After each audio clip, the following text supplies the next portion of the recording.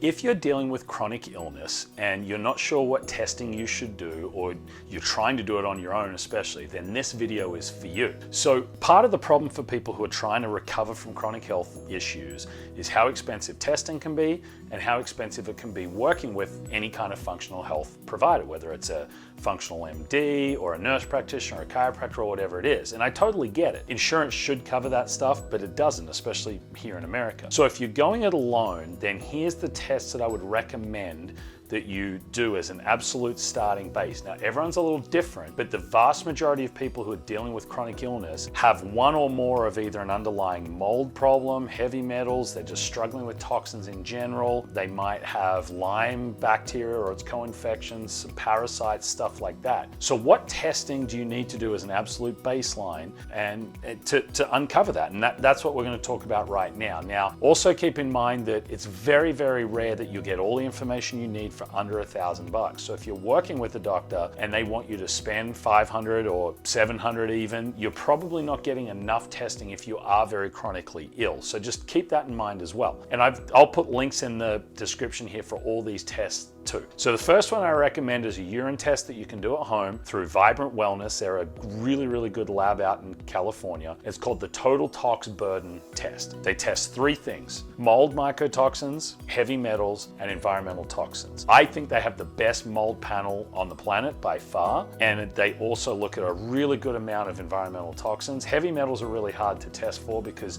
most of us who struggle with them struggle to move them at all. So I always recommend before you do that urine test, go and work up a sweat. Ideally getting an infrared sauna. If you can't do that, at least work out. And if you're really ill and you can't even exercise, go and sit in the sun for 10 to 15 minutes. Just something that's going to help your body start mobilizing those toxins, because what shows up in the urine is only going to be a small amount of what you're actually dealing with, because your body's probably not mobilizing them very well to begin with. Another urine test I recommend is an OATs test, an organic acids test. Vibrant has an okay one. I really like the one by Mosaic Diagnostics. It used to be Great Plains Laboratory. Mosaic bought them out. That's a urine test that you can also do at home. And if you're doing this on your own and you don't have a doctor to help you, you can research what basically the findings will mean under an organic acids test. But that gives us a lot of information about how your body is dealing with mold and parasites and other things like that. I don't recommend doing a parasite test because it's so hard to get an accurate stool test, because again,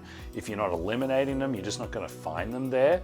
So if you're doing it on your own, don't do that. If I'm working with someone, I'll sometimes do a blood test looking for toxoplasma, a microscopic type of parasite, but don't worry about that for now. Hey, Dr. Rodney here. If you want to get my free PDF, 5 hacks for boosting your immune system, just go into the description of this video, click on the link, download it, and if you have any questions on it, just send me a message and I'll help you out with it. Another test I recommend you do is get the hair tissue analysis test from Trace Elements.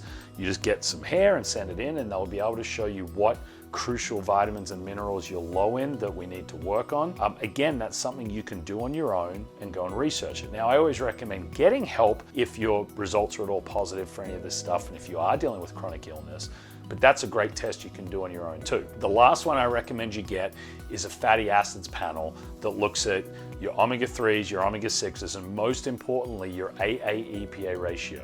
This is the number that gives you the most sensitive look at what your inflammation levels are at. There's a couple different ways you can do it. I'll either have a blood draw done through Vibrant. Again, you just find a lab place that works with Vibrant, or you can use a Norwegian company called Zinzino that sends you basically a blood spot kit. You just lancet your own finger, you put the drops on, and you send it in and you get the results. Both are very accurate. I've tested my readings from the blood draw and the blood spot, and they seem to be very, very close together in terms of accuracy. So they're the main tests I would do if you're going to go it alone. Now, then there's other blood tests that you might need. Let's say you've got thyroid issues or you're not sure about leaky gut. Vibrant has a really good leaky gut blood test. You can get hormones, thyroid, all of that stuff checked, but now you're really stepping into the realm of where you need someone else to help you. So if you're doing it alone especially, or you're working with a functional health provider and you're not sure that they're really getting to the bottom of everything, that's where I would start. Now, we haven't covered any of the Lyme bacteria and its co-infections. That gets a little trickier. I think Vibrant has the best panel there, but you're going to spend anywhere from $600 to $900 to test the whole range. but most other Lyme panels out there don't test enough stuff, and they're only looking at active, not chronic infection. But once you start getting into that realm, you really need to have an expert helping you anyway. But that's where I would start. The total tox burden urine test from Vibrant, the OATs urine test from Mosaic Diagnostics, the hair analysis from Trace Elements, and the fatty acids through either Zinzino or Vibrant. Oh, and there is one more test that would be worth looking at. That's getting an MTHFR test. See if you're positive there. Vibrant does it as a blood draw or a spit test. You can get it through a lot of the ancestry and the other genetics places as well. But the MTHFR, that's really important to know. Are you negative? Are you partially positive, or are you fully positive? And then I've got a whole nother video on MTHFR if you are positive to that, what that means for you. Now, if you've made it this far, I appreciate your attention. Before you go, don't forget to hit that subscribe button. And I've got the links for all those tests in the description of this video.